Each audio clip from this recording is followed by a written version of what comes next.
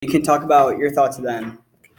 My thoughts then were, I should say, my thoughts then was the idea that the students of Charles City, I remember them helping a lot with sandbagging. I thought that was really neat. You get kids that I think they really did it just because they wanted to help. Yeah. And I always think about people too, as far as how that's going to impact their lives, how much damage they're going to have in their homes and things like that. I didn't have a flood in 2008, but I had a flood later in my house, and I remember that was a lot of work. And so, with a great flood, you can imagine how much work that must have been. And I think what hits me hard is when people react to adversity. How do they handle adversity? Yeah. There was a woman named Dieter F. Uchtdorf once said, "It's your reaction to adversity, not the adversity itself, determines how your life story will develop." I Yeah. thought that's an interesting quote from a sociologist named Dieter Uchtdorf that really kind of hits me is how people handle adversity is a really big part of this whole situation with the flood.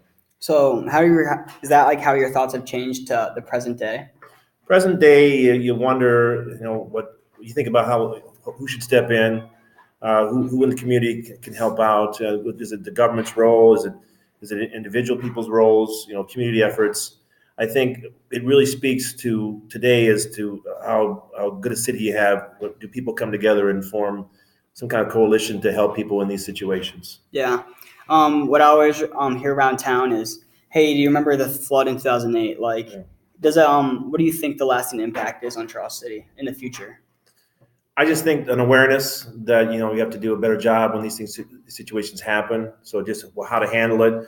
I think the city officials will probably prepare like emergency plans and things like that. I think every time these things happen, then the city government kind of comes up with a way to try to anticipate this and what they might do to better help the community. So it's always a kind of a step up in their games, so to speak, of the city government, I think.